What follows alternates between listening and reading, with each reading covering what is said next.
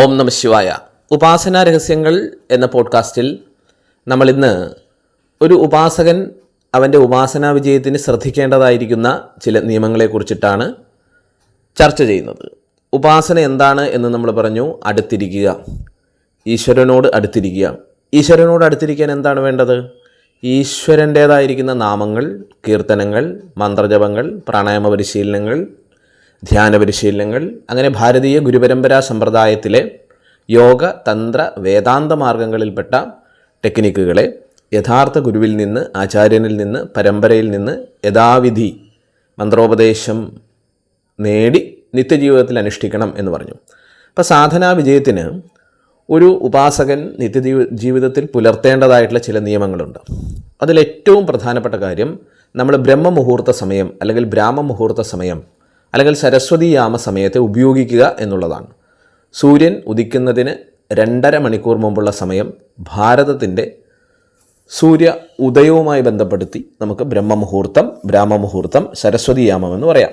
ഉദാഹരണത്തിന് കേരളത്തിൽ പറഞ്ഞാൽ 6 മണിക്ക് സൂര്യൻ ഉദിക്കുന്നു. ഏതാണ്ട് 3:30 മുതൽ, വെളുപ്പിന് 3:30 മുതൽ 6 മണി വരെയുള്ള 2.5 മണിക്കൂർ സമയത്തെ നമുക്ക് ബ്രഹ്മമുഹൂർത്തം എന്ന് പറയാം. എന്താണ് ഈ സമയത്തിൻ്റെ പ്രത്യേകത? പ്രപഞ്ചത്തിൽ ഏറ്റവും അധികം പോസിറ്റീവായിരിക്കുന്ന ഊർജ്ജം, ഡിവൈനായിരിക്കുന്ന ഊർജ്ജം നിറഞ്ഞു നിൽക്കുന്ന സമയമാണ് ബ്രഹ്മമുഹൂർത്തം എന്ന് പറയുന്നത്. നമ്മളുടെ ഭാരതീയ ഗുരുപരമ്പരാ സമ്പ്രദായത്തിൽ എല്ലാ ഗുരുകുലങ്ങളിലും ഈ 3 മണി മുതൽ തന്നെ അവർ ഉപാസനകൾ ആരംഭിക്കാറുണ്ട്. 3, 3:30, 4, 4:30, 5, 5:30, 6 മണി വരെയുള്ള വിശിഷ്ടമായിരിക്കുന്ന ഉപാസനകളുണ്ട്. ഈ സമയം നമ്മുടെ ഉള്ളിലെ ശരയോഗശാസ്ത്രപ്രകാരം ഇടശരം, വലശരം, ശൂന്യശരം അല്ലെങ്കിൽ മധ്യശരം, സുഷുമ്നാശരം എന്ന് പറയും. ഇതിൽ ഏറ്റവും പ്രധാനം നമ്മളുടെ മധ്യശരമാണ്, സുഷുമ്നാശരമാണ്. ഈ ശരം തനിയെ ആക്ടിവേറ്റ് ചെയ്യപ്പെടുന്നത്, ചുരുക്കത്തിൽ പറഞ്ഞാൽ നമ്മുടെ 2 മൂക്കും ഒരേ സമയം ഓപ്പൺ ആകുന്ന സമയം ഈ ബ്രഹ്മമുഹൂർത്ത സമയമാണ്. സാധാരണഗതിയിൽ ഒരു 1 മണിക്കൂർ 20 മിനിറ്റ് അതിനിടയിൽ നമ്മളുടെ ശരം മാറിക്കൊണ്ടിരിക്കും. ഇടയ്ക്ക് വലതുമൂക്ക് തുറന്നിരിക്കും, ഇടതുമൂക്ക് അടഞ്ഞിരിക്കും. ഇടയ്ക്ക് ഇടതുമൂക്ക് അടഞ്ഞിരിക്കും, വലതുമൂക്കിലൂടെയായിരിക്കും ശ്വാസം പോകുന്നത്. ഇതനുസരിച്ച് നമ്മളുടെ ചിന്തയിലും നമ്മുടെ ആഗ്രഹങ്ങളിലും നമ്മളുടെ ഇമോഷൻസിലും നമ്മളുടെ പ്രവർത്തനങ്ങളിലുമൊക്കെ മാറ്റം വരും എന്നുള്ളതാണ് ശരയോഗശാസ്ത്രം പറയുന്നത്. അപ്പോൾ ശരിയായ സമയത്ത് ശരിയായ ശരം, ശരിയായ പ്രാണൻ നമ്മുടെ ഏത് നാഡിയിൽ കൂടി ഓടുന്നു അതിനനുസരിച്ച് ജീവിത വിജയം ഉണ്ടാകും എന്ന് ശരനൂൽ ശാസ്ത്രം, ശിവസരോദയം നമ്മളോട് പറയുന്നു. അപ്പോൾ ഇതിന് ഏറ്റവും നല്ല സമയം, ശരം നിരീക്ഷിക്കുവാനും ഏറ്റവും നല്ല സമയമായിട്ട് പറയുന്നത് ബ്രഹ്മമുഹൂർത്ത സമയമാണ്. നമ്മൾ രാത്രി നേരത്തെ കിടന്ന് ഒരു 10 മണിക്കൊക്കെ കിടന്ന് രാവിലെ 3:30, 4 മണിക്ക് എഴുന്നേറ്റാൽ 2-2.5 മണിക്കൂർ സുഖമായിട്ട് നമുക്ക് സാധന ചെയ്യാൻ സാധിക്കും. പക്ഷേ ഇന്ന് ആധുനിക കാലഘട്ടത്തിൽ പലരും, ധാരാളം പേര്, പ്രത്യേകിച്ചും നമ്മളുടെ യുവജനത ഉൾപ്പെടെ ഈ സമയത്തെ ശരിയായ രീതിയിൽ വിനിയോഗിക്കുന്നില്ല. 4 മണിക്കും 6 മണിക്കും ഇടയ്ക്ക് പഠനത്തിനും ധ്യാനത്തിനും ഉത്തമ സമയമാണ്, ബ്രഹ്മമുഹൂർത്ത സമയമാണ്, സരസ്വതി വിളയാടുന്ന സമയമാണെന്ന് പറഞ്ഞു. പക്ഷേ ആ സമയം ധാരാളം പേര് ഉറങ്ങിക്കളയുകയാണ്. എന്നാൽ അതിൻ്റെ പ്രാധാന്യം തിരിച്ചറിഞ്ഞ് ഇന്ന് ഒരുപാട് പേര് ആ സമയത്ത് സാധനയും ചെയ്യുന്നുണ്ടെന്നുള്ളത് മറക്കുന്നില്ല. അപ്പോൾ രാത്രി ഒരു 10 മണിക്ക് കിടന്നാൽ 4 മണി, 4:30, 5 മണിക്കുള്ളിലെങ്കിലും നമുക്ക് എണീറ്റ് ഉപാസനകൾ ചെയ്യാൻ സാധിക്കണം. സൂര്യൻ ഉദിക്കുന്നതിന് അരമണിക്കൂർ മുമ്പെങ്കിലും ഉപാസനാക്രമങ്ങൾ ആരംഭിക്കണമെന്നാണ് ഗുരുക്കന്മാർ പറയുക. അപ്പോൾ അതിനനുസരിച്ച് കൃത്യമായ ഒരു ദിനചര്യ നമുക്ക് വേണം. അപ്പോൾ സാധകൻ ഉപാസനാ വിജയത്തിന് ശ്രദ്ധിക്കേണ്ട ഒന്നാമത്തെ കാര്യം ഒരു കൃത്യനിഷ്ഠ, ഒരു ദിനചര്യ, ഒരു സമയനിഷ്ഠ പുലർത്തുക എന്നുള്ളതാണ്. ബ്രഹ്മമുഹൂർത്ത സമയം 3:30, 4, 4:30, 5, 5:30ക്കുള്ളിലെങ്കിലും നമ്മൾ ഗുരുവിൽ നിന്ന്, പരമ്പരയിൽ നിന്ന് പഠിച്ചിരിക്കുന്ന മന്ത്രങ്ങൾ, പ്രാണായാമ പരിശീലനങ്ങൾ, ധ്യാന പരിശീലനങ്ങൾ, യോഗ പരിശീലനങ്ങൾ, തന്ത്രയോഗത്തിലെ, വേദാന്ത യോഗത്തിലെ ക്രിയകൾ, ഇതൊക്കെ നമ്മൾ ആ സമയത്ത് പരിശീലിക്കുക എന്നുള്ളതാണ്. അപ്പോൾ രാത്രി നിങ്ങൾ കിടക്കുമ്പോൾ തീർച്ചയായിട്ടും ഒരു 12 മണിക്കൂർ, 16 മണിക്കൂർ കയ്യും കാലും ശരീരവും മനസ്സും ബുദ്ധിയുമൊക്കെ ഉപയോഗിച്ച് പ്രവർത്തിക്കുന്ന ഒരാൾ തീർച്ചയായിട്ടും കുറഞ്ഞത് 6 മണിക്കൂർ മുതൽ 8 മണിക്കൂർ വരെ ഉറങ്ങണമെന്നാണ് പറയുന്നത്. ശരിയായി ഉറങ്ങാതെ നമ്മൾ കണ്ണടച്ച് ധ്യാനിച്ചിട്ട് കാര്യമില്ല. അല്ലെങ്കിൽ ഉറക്കത്തെ കുറയ്ക്കുന്ന പല ടെക്നിക്കുകൾ യോഗശാസ്ത്രത്തിൽ പറയുന്നുണ്ട്. ഉറക്കത്തിൻ്റെ നീളം കുറയ്ക്കുകയും അതിൻ്റെ ആഴം കൂട്ടുകയും ചെയ്യുന്ന വിവിധ പരിശീലനങ്ങളുണ്ട്. അതൊക്കെ ഗുരുപരമ്പരകളിൽ നിന്ന് യഥാവിധി പഠിച്ചാൽ 8 മണിക്കൂർ ഉറക്കം നമുക്ക് പകുതിയൊക്കെ ആയിട്ട് മാറ്റാൻ പറ്റും. അപ്പം നമ്മൾ ഒരു യോഗിയുടെ ആത്മകഥ എന്ന പരമഹംസ യോഗാനന്ദൻ എഴുതിയ പുസ്തകം വായിച്ചു കഴിഞ്ഞാൽ ഉറങ്ങാത്ത ദിവ്യൻ രാംഗോപാല മജുംദാർ എന്ന് പറയുന്ന ഒരു മഹായോഗിയെ പറ്റി പറയുന്നുണ്ട്. അങ്ങനെ പല യോഗിമാരെ പറ്റി പല ഗുരുക്കന്മാരും പറഞ്ഞിട്ടുണ്ട്. അദ്ദേഹത്തിന് ഉറങ്ങാതെ തന്നെ ഇരുന്ന് മെഡിറ്റേഷൻ ചെയ്യാൻ സാധിക്കും. മെഡിറ്റേഷനിലൂടെ തന്നെ ഉറക്കത്തിലൂടെ നമ്മൾ നേടുന്ന ആ ഒരു ശാന്താവസ്ഥയിലേക്ക് പോകാൻ സാധിക്കും. എന്തിനാണ് നമ്മൾ ഉറങ്ങുന്നത്? മെലാറ്റോണിൻ എന്നൊരു ഹോർമോൺ നമ്മുടെ ഉള്ളിൽ ഉൽപ്പാദിപ്പിക്കപ്പെടുമ്പോഴാണ് രാത്രി നമ്മൾ ഉറക്കത്തിലേക്ക് പോകുന്നത്. സൂര്യൻ അസ്തമിച്ചതിന് ശേഷം ഏതാണ്ടൊരു 3.5-4 മണിക്കൂർ കഴിയുമ്പോഴത്തേക്കും നമ്മളുടെ തലച്ചോറിൽ നിന്ന് ഇത് ഉൽപ്പാദിപ്പിക്കാൻ തുടങ്ങും. ഇപ്പോൾ 6 മണിക്കാണ് സൂര്യൻ അസ്തമിക്കുന്നതെങ്കിൽ 7, 8, 9, 10 ഒരു 9-നും 10-നും ഇടയിൽ സാധാരണഗതിയിൽ ഈ ഹോർമോൺ നമ്മളുടെ തലച്ചോറിൽ വരും. എന്താണ് ഇത് വരുന്നതിൻ്റെ ഉദ്ദേശം? 12 മണിക്കൂർ 16 മണിക്കൂർ പ്രവർത്തിച്ച ശരീരത്തിന് വിശ്രമം വേണം. അത് ഓർമ്മിപ്പിക്കുന്നതാണ് ഈ ഹോർമോൺ. പക്ഷെ പലപ്പോഴും ഈ മെലാറ്റോണിൻ വരുന്നതിനെ നമ്മൾ തടയാറുണ്ട്. എന്താണെന്നറിയാമോ? ഒന്നല്ലെങ്കിൽ നമ്മൾ മൊബൈൽ നോക്കിക്കൊണ്ടിരിക്കുക, അല്ലെങ്കിൽ TV കണ്ടുകൊണ്ടിരിക്കുക.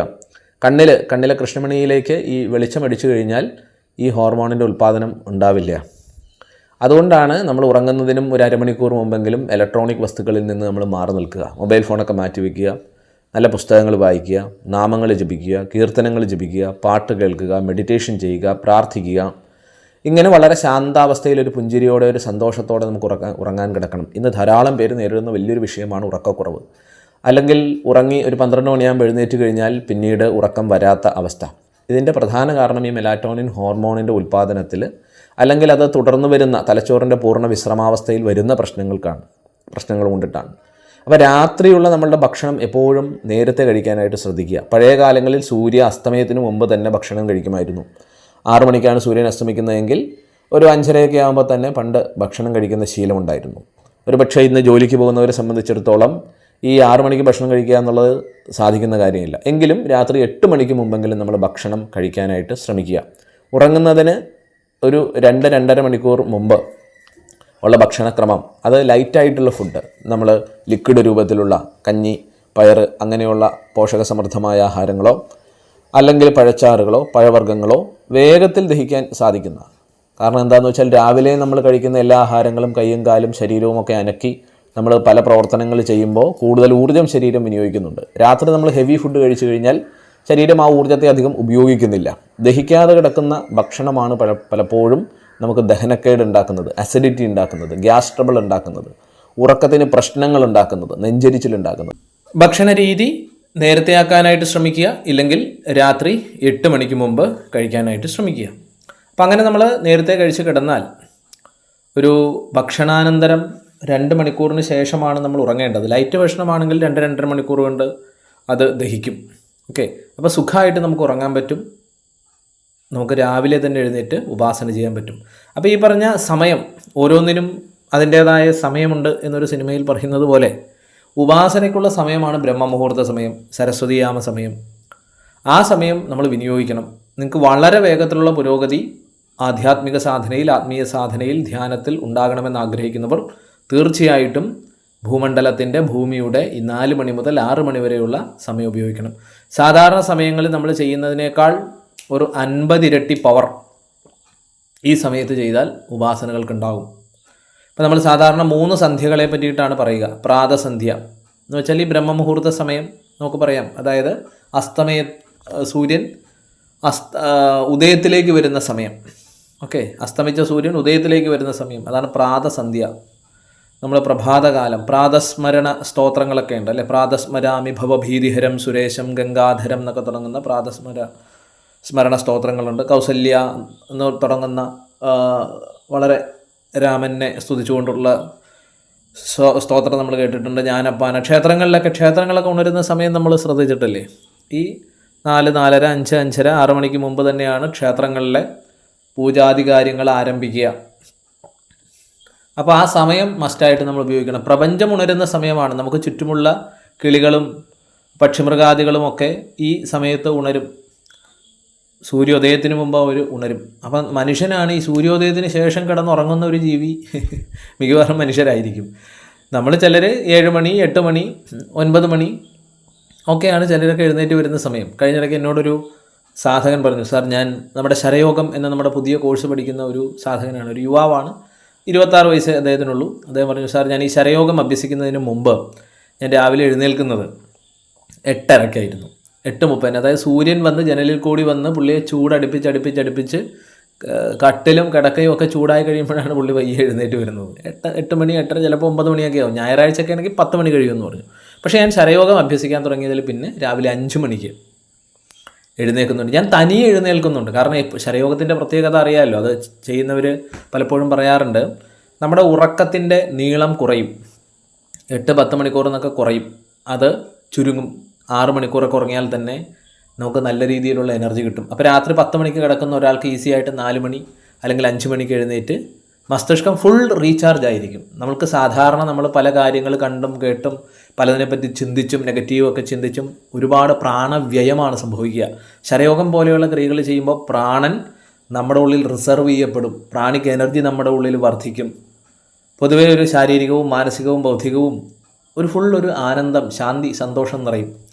അപ്പോൾ പണ്ട് വളരെയധികം ടെൻഷൻ അടിച്ചിരുന്ന ആൾ പ്രശാന്തമായൊരു മനസ്സോടുകൂടി രാത്രി 10 മണിക്ക് തന്നെ ഉറങ്ങാൻ കിടന്ന് 4:30-5 മണിയാകുമ്പോൾ എഴുന്നേറ്റ് ഉപാസന ചെയ്യാൻ തുടങ്ങി എന്നുള്ളതാണ്. അപ്പോൾ പുള്ളി ശരയോഗത്തിൻ്റെ ഏറ്റവും വലിയ നേട്ടമായിട്ട് അദ്ദേഹം ഇപ്പോൾ ആദ്യഘട്ടത്തിൽ ചൂണ്ടിക്കാട്ടുന്നത് ഉറക്കം കുറയ്ക്കാനും 5 മണിക്ക് എഴുന്നേറ്റ് ഉപാസന ചെയ്യാനും സാധിച്ചു. ശരയോഗത്തിലൂടെ വളരെ വേഗത്തിലുള്ള ഒരു എനർജി ശരീരത്തിൽ ഉണ്ടായി എന്നുള്ളതാണ്. അപ്പോൾ ഇത് ശരയോഗം എന്നല്ല, നിങ്ങൾ ഏത് ഗുരുവിൽ നിന്ന്, ഏത് പരമ്പരയിൽ നിന്ന്, ഏത് വിദ്യ സ്വീകരിച്ചാലും നിങ്ങൾ ചെയ്യേണ്ട സമയം ഈ 4 മണിക്കും 6 മണിക്കും ഇടയിലാണ്. ഇത് പ്രാണായാമങ്ങളാവാം, മന്ത്രജപങ്ങളാകാം, ധ്യാന പരിശീലനങ്ങളാകാം, യോഗ സാധനകളാകാം, തന്ത്രസാധനങ്ങളാകാം, വേദാന്താദി ക്രിയകളാവാം, എന്തുമാവാം. ഈ സമയം നിങ്ങൾ തീർച്ചയായിട്ടും ഉപയോഗിക്കണം. അപ്പോൾ നേരത്തെ എഴുന്നേൽക്കണമെങ്കിൽ എന്ത് വേണം?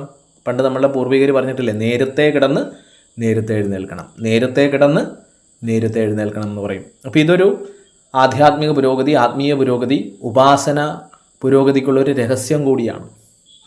എങ്ങനെയാണ് മഹാഋഷികൾ, മഹായോഗികൾ, ഭാരതം ആർഷഭാരതമായി മാറിയത്, ഇത്രയധികം ഋഷിമാരുണ്ടായത്? അവർ ഈ ഒരു സമയത്തെ ഉപയോഗിച്ചുകൊണ്ടിട്ടാണ്.